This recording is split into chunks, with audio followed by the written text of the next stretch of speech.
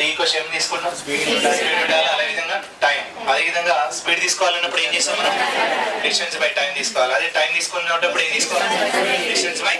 ఇక్కడ గుర్తు లేకుండా ఇది ఇక్కడ డి ఈక్వల్స్ ఏమనుకోవచ్చు, ఇక్కడ speed into time. Speed equals ఏమనుకోవచ్చు, distance by time. Time equals ఏమనుకోవచ్చు, డిస్టెన్స్ బై స్పీడ్ అనుకోవచ్చు. కిలోమీటర్కి ఎన్ని మీటర్స్ ఉంటాయి, అదేవిధంగా మైల్కి అయితే 1609.3.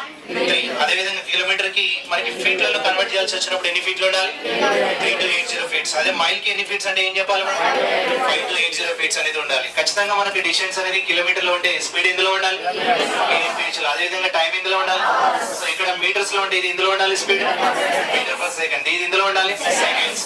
అదేవిధంగా మైల్ లో ఉందనుకోండి డిస్టెన్స్ అనేది, స్పీడ్ ఎందులో ఉండాలి మనకి, సో మైల్ పర్ అవర్ లో ఉండాలి. అదేవిధంగా టైం అవర్స్ లో ఉండాలి. ఫీట్ మైల్స్ ని దేనిలోకి కన్వర్ట్ చేస్తాం, ఫీట్ లోకి కన్వర్ట్ చేస్తాం. ఇది ఫీట్ లో ఉన్నప్పుడు ఇది ఎందులో ఉండాలి, ఫీట్ పర్ సెకండ్. ఇది ఎందులో ఉండాలి, సెకండ్. ఇప్పుడు మనం కన్వర్షన్ లో ఏం చేస్తున్నాం అంటే కేఎంపీహెచ్ ని దేనిలోకి మారుస్తున్నాం, మీటర్ పర్ సెకండ్ మార్చేటప్పుడు ఏం చేస్తున్నాం, 5/8 చేత మల్టిప్లై. ఎలా వచ్చిందంటే ఏం చేస్తారు మీరు, కిలోమీటర్ ఎన్ని మీటర్లు, 1000. అదేవిధంగా అవర్స్ కి ఎన్ని సెకండ్స్, 3600. అంటే దాని ద్వారా మనకి ఏమొస్తుంది అంటే 5/18 వస్తుంది. అదేవిధంగా మనం రివర్స్ చేసేటప్పుడు ఏం చేస్తాం, meter per second to KMPH ఏం తీసుకోవాలి, 18/5 తీసుకోవాలి. మరి మైల్ పర్ అవర్ ని మనం దేనిలోకి కన్వర్ట్ చేస్తున్నాం, ఫీట్ పర్ సెకండ్ లోకి కన్వర్ట్ చేస్తున్నాం. అంటే మైల్ కి ఎన్ని ఫీట్స్ అంటే ఏం చెప్తున్నాం, 5 to 80. అదే అవర్ కి ఎన్ని సెకండ్స్ అంటే 3600. మనం అదేవిధంగా డివైడ్ చేసిన మనకు వచ్చిన వాల్యూ ఎంత, 22/15. అంటే దాని మీనింగ్ ఏంటంటే మైల్ పర్ అవర్ ని దేనిలోకి, ఫీట్ పర్ సెకండ్ లోకి కన్వర్ట్ చేసేటప్పుడు దేనితో మల్టిప్లై చేయాలి, 22/15. అదే కనుక రివర్స్ అయింది అనుకో ఏం చేస్తాం, ఇక్కడ 15/22 చేత మనం